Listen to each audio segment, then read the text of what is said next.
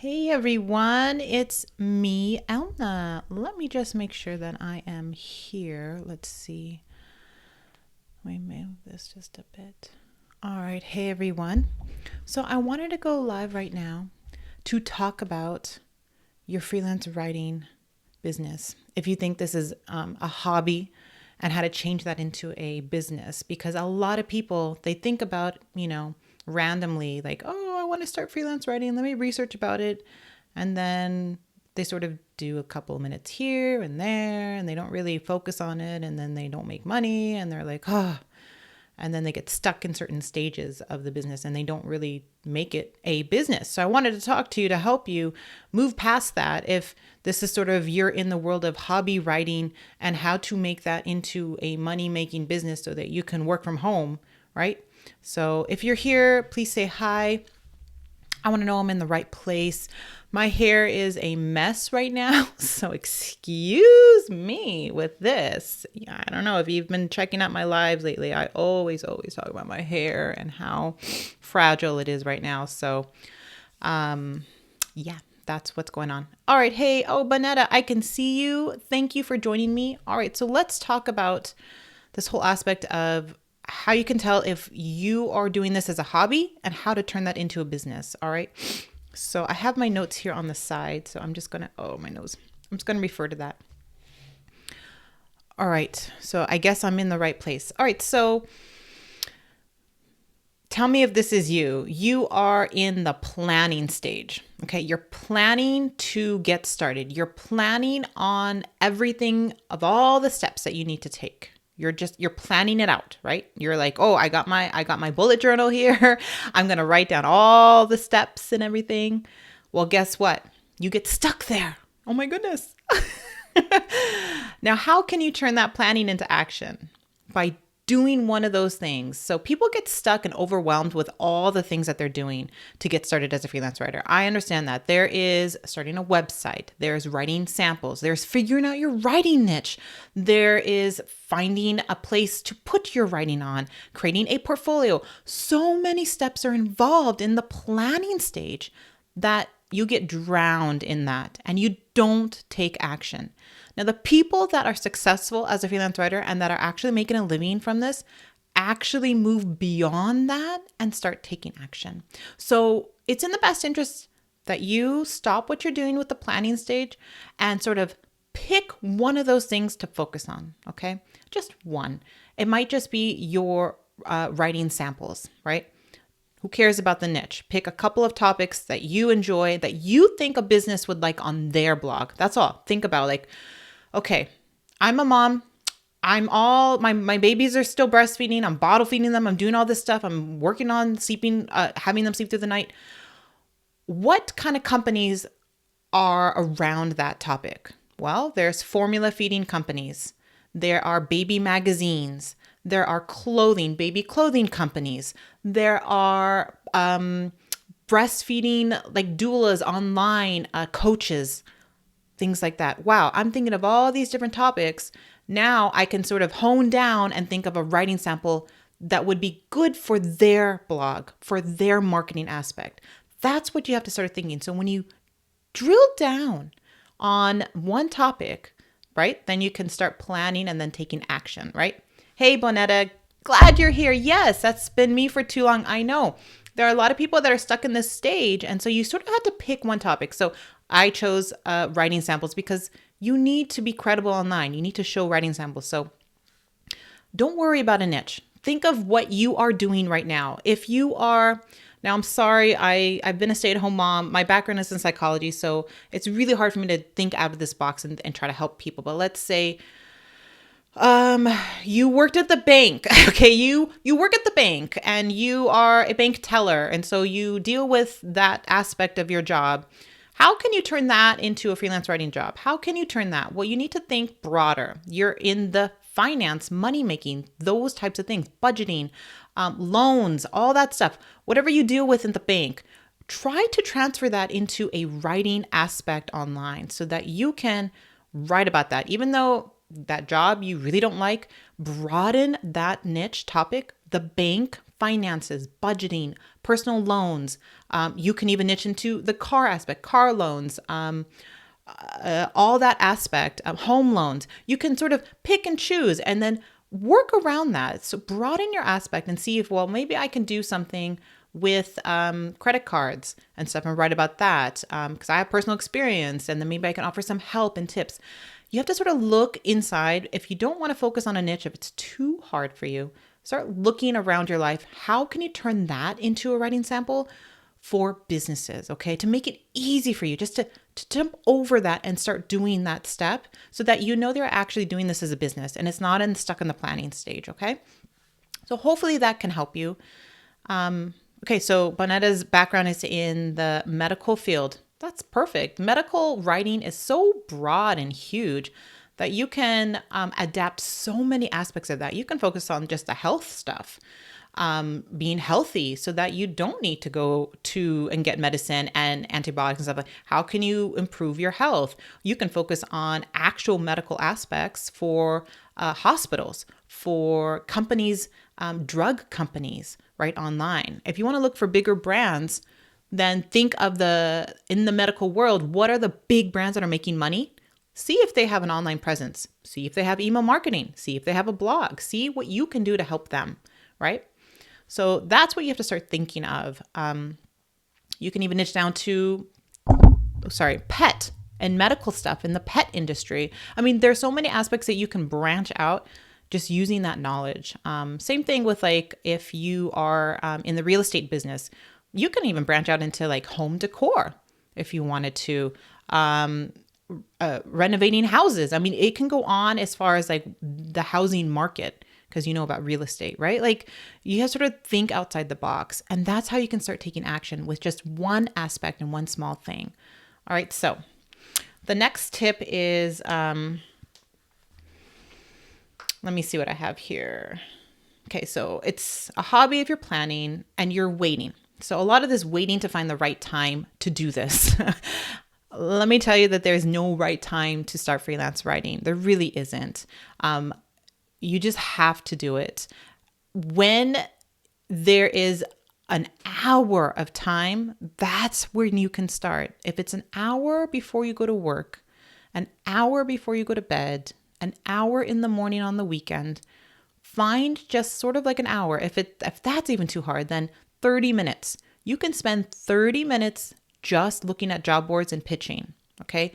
Spend the time creating a pitch template for you, and then every day for 30 minutes, commit 30 minutes to pitching. Go to job boards, make a list of 10 job boards and visit them every single day, and then pitch to them. All right. So I personally belong to Help a Reporter Out. And so I get a flood of emails. And so I need to spend every day, either in the morning or right before the end of my day, to look through those emails. All right. So it has to be ingrained in your schedule. All right. So there's never going to be enough time to write.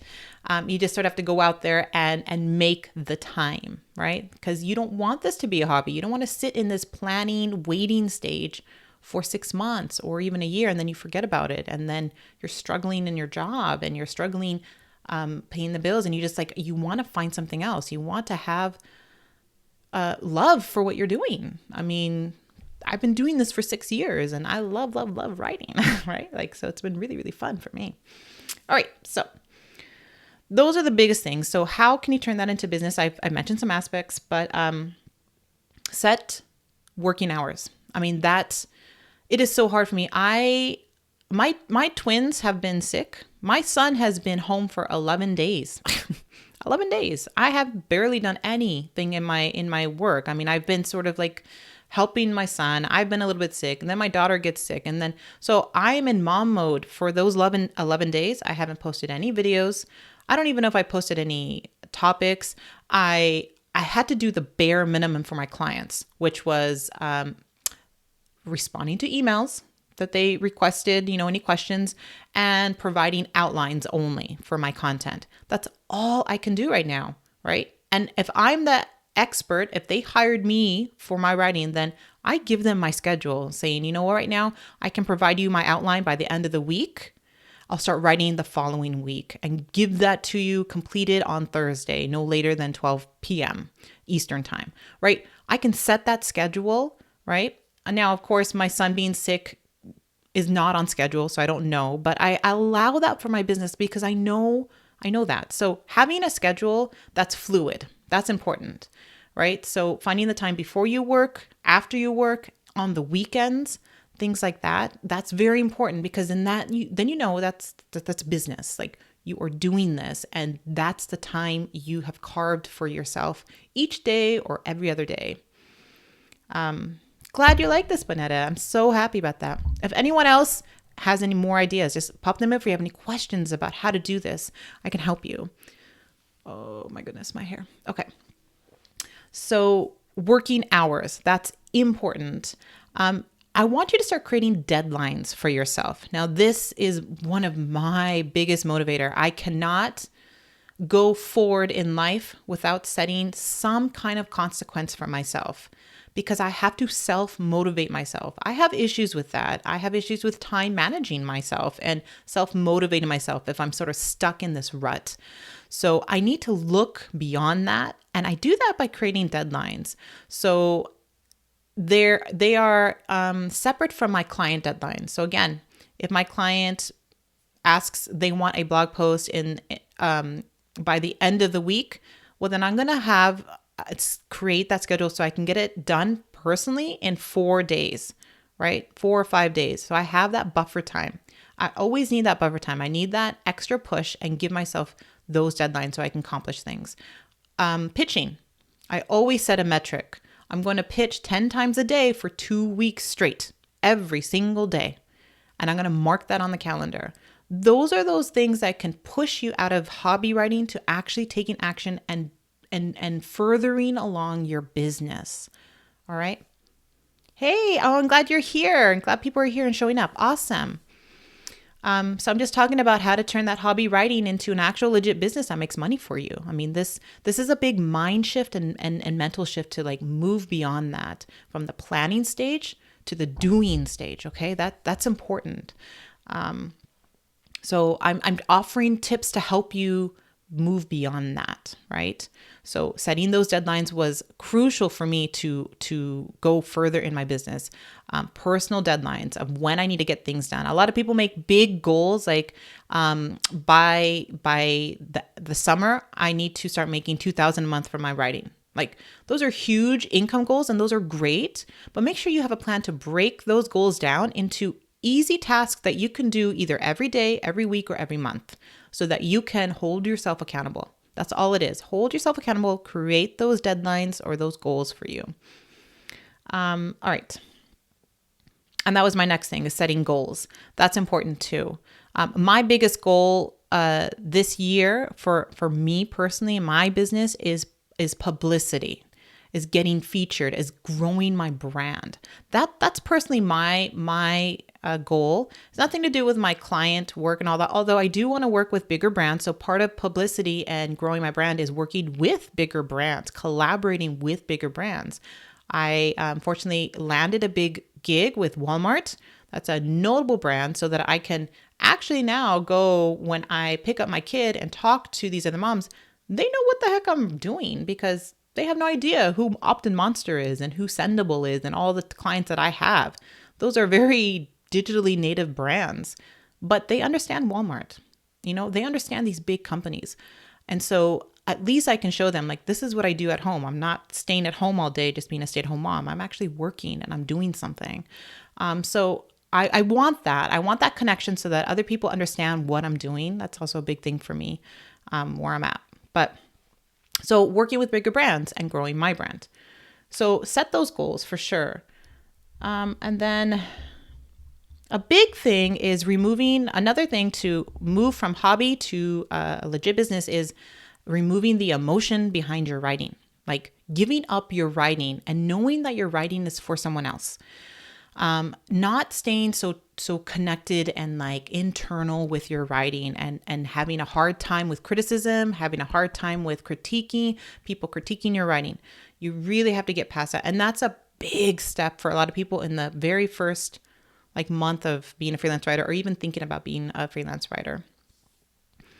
Okay. I hate setting goals and then a client decides to back out at the last minute. How do you land big gigs with brands though? Yeah, I mean, that's going to happen with the goal setting and then clients back down. I mean, I wouldn't set those goals until everything is firm and final. You've negotiated a rate, you've negotiated a deadline. So do the deadline first before you set the goals. All right. As far as getting gigs with big brands, that's something that I talk about in Freelance Blogging in a Weekend. I do have a video of exactly how I landed that Walmart gig. But it's still, for me, I feel like it's growing my brand. It's a lot of it is networking and collaborating and having an online presence. Search my name online in Google. I have pages upon pages of where I've been writing. Having that platform of where you're writing so that people see, oh, wow, she's a prolific writer. I have other blogs. So Walmart actually found me through Smart Mom Ideas. That's where they found me as sort of this parent writer. So having multiple sites, writing on different platforms, all those things, again, getting out there can help grow your brand and help you land bigger gigs for sure. Some prospects don't see the value of writing. Some that do just don't see why the rates are high. It's like writers don't put much effort like other careers. It's hard. There's a perceived notion about writers and how it's not that valuable. But again, I'm not working with clients like that. I'm working with brands and businesses that value digital marketing. Now, if I was a pet writer, a travel writer, I know travel writing is very hard to grow your income that way. You need to stand out and find a way so that you have that unique selling point. Again, something that I teach heavily in Write Your Way to Your First 1K. I don't know if you're in my course or not, but those are things that you need to stand out. How can you stand out in the sea of other pet writers? What makes you so different and unique that clients want to hire you? These are all aspects of growing your brand so that other bigger brands can see the value that you have. And you show that through social testimonials. Get other people to say what a raving writer they are, that you're the go-to writer for them. Get those connections. That really helps in showing other potential clients that you are a valuable writer. All right. I don't post my rates online. So yes, I get tons of emails of people wanting writers, and a lot of them don't value my writing. That's okay. I have another set of emails that totally value my writing. That's fine. No big deal for me. It's their loss, right? I show on my sites that I write very valuable content. Oops, sorry. Hold on. Let me just show you real quick. So like my other blog besides Elna Cain is Twins Mommy. I mean, a prospect can find me because I link to this on my writer website. I show them I have another blog. But like something like this, increase blog traffic. Blog traffic is part of digital marketing, which is what I do for my other clients. I have 54 simple ways to increase website traffic in 2020. This exact blog post can go on many of my clients' blog, right? But I decided to do this as sort of a sample. It is over 7,000 words, right? With a table of content, with screenshots, with deep dive tips that go on and on and on. I show this is exactly what clients want. When you can show that, you know that they want to hire you and they will work with you with whatever rate that you want, right? So it's things like that by showing that. Also, I hope you can enroll in my course. It's Write Your Way to Your First 1K. If you want to take a look at it on elnacain.com under courses, you can check it out. All right. So let me show you real quick. So I was talking about removing the emotions of your writing. So again, knowing that you're writing for your clients, always think about that. You're not writing about your own children. If you're a parent writer, you're writing to help their audience. So I have twins. I struggled with breastfeeding them. I had to use donor milk. I had to use formula. I can have a small like snippet of that, but the entire post is helping other moms Find ways to do breastfeeding or to incorporate other aspects to help their children or something. Like if I wanted to specifically talk about my breastfeeding journey and helping other moms, I would write a little blurb about that, but then go on. These are the things that can help. And I can pull in credible sources like experts from like doctor experts and find these interviews and things like that so that I can have a proven content for a client, right? I'm not writing, my whole blog post is not about me and my journey, right? Clients don't want that. Mostly they don't want that. They want expert advice to give to their audience, okay? So there's no emotion behind that. Yes, I have gotten some feedback from my writing, but you know what? I have the power to not work with them anymore. I had one client that I really struggled with. They were very demanding of my work. They edited my work so much. They wanted me to rewrite so much. They didn't like my endings, my conclusions. They wanted me to rewrite that completely. And so I did that for that one blog post that they hired me for. I did everything they wanted. They paid me, but then I went my separate ways after that. All right. I did not want to work with them. If they asked for more content, I just said, you know what? I have another writer for you that might be a better fit. Why don't you see if they can write for you? I don't burn bridges, right? I don't burn bridges. But if I'm getting critiqued about my writing, that they don't like my writing, I have to sort of change everything about writing to fit their brand, I'm not going to work with them. I have tons of clients that like my writing as is. And I'm going to work with those clients, right? It's for me, I have that option. For you in the beginning, you may not have that option. Take that client. They paid me for that. But in the meantime, use that as passion and motivation for you to find better clients, right? That's key. So removing that emotion behind it will help you, totally help you just sort of disengage and know that you're the expert in this whole thing about writing. These businesses, they don't know about writing. They don't know about engaging their audience. They don't know about copywriting. They hire these experts. That's why they hire SEO experts, because they don't know anything about SEO, right? So think about that. One of the last things are that with your business, you're going to start finding like you're going to have to manage your business, right? Because you are not only pitching and writing samples, you're guest posting, you are managing deadlines, you're invoicing, things like that.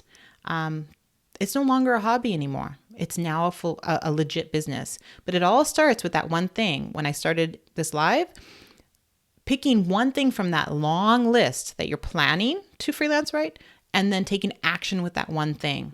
And I chose writing samples because that's sort of the easiest things. Don't worry about your niche. Create writing samples around your life, of what you are doing, and work with that, right? So those are my tips of how to turn like sort of this planning stage, like this is a hobby, how do I make money from that, into a legit business with those tips that I've mentioned. All right, so thank you so much for joining me. I know I haven't been here often. I've been super busy. Like I said, my son and daughter have been sick for like 11 days. And I've been in mom mode for a lot of this. All right, so thank you so much for joining me. If you're interested in furthering your freelance writing business, I really urge you to at least go to my blog, elnacain.com. You can enroll in my free Get Paid to Write course. I give a lot of great action tips. This is like a really great, I do provide a lot of actionable advice. But feel free to check out my courses. I do have a lot of these courses here that will I know for a fact will help you make a living as a writer. I stand true to my courses and my products to help. And I know that there are course students that can vouch for that as well. All right. Thank you. Thank you so much, everyone. All right. I'll see you in the next video.